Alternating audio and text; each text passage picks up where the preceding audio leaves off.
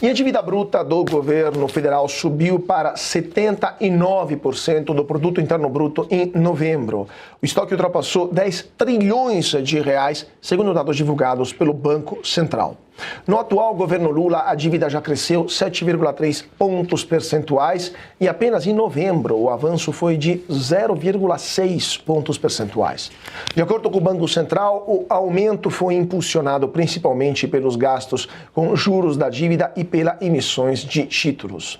O crescimento do PIB e a valorização do real ajudaram a amenizar parte da pressão. Só em novembro, o setor público gastou 87 bilhões de reais com juros e no acumulado de 12 meses, a despesa chega a quase 1 trilhão de reais, o equivalente a 7,7% do PIB.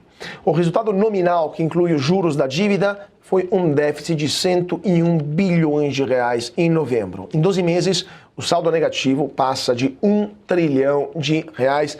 Piotr, temos um governo que vai entregar o ano de 2025 como um dos piores, se não o pior, ainda não temos dados de dezembro, piores resultados fiscais da história do Brasil, até piores do que a época da pandemia de coronavírus. E o ano que vem, ano eleitoral, onde tradicionalmente a torneira de gastos públicos é aberta pelo governo federal. O que esperar nos próximos meses?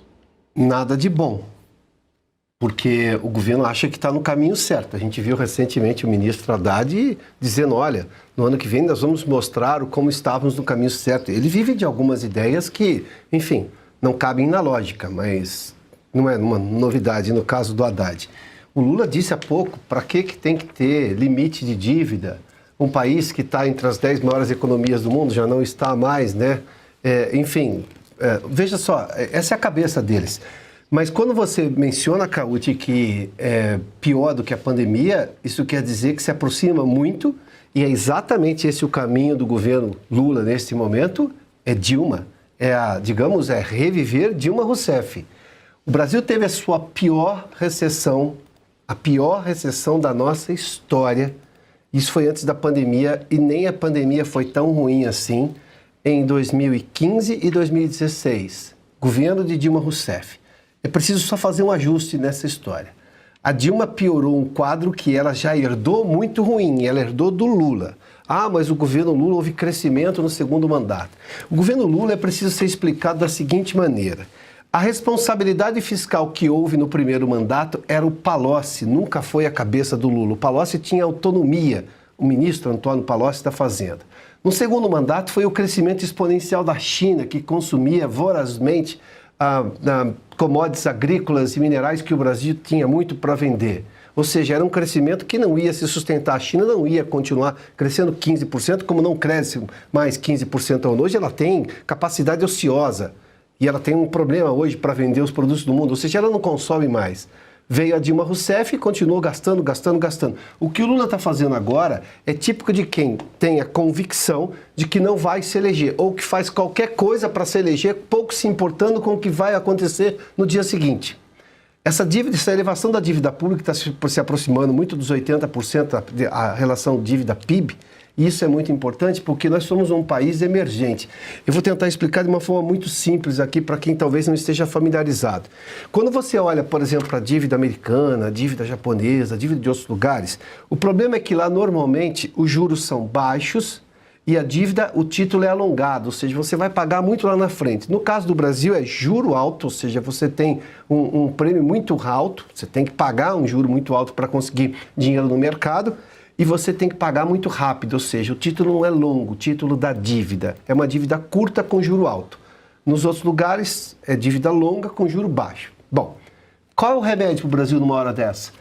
É o que fazia, por exemplo, o governo Fernando Henrique Cardoso. É o que fez o governo Bolsonaro. Aliás, o que fez exatamente o governo Temer e depois o governo Bolsonaro com o ministro Paulo Guedes. É não gerar mais dívida, porque a nossa dívida é muito cara. E quando você gera dívida, você vai ter que pagar os juros, porque está implícito no contrato.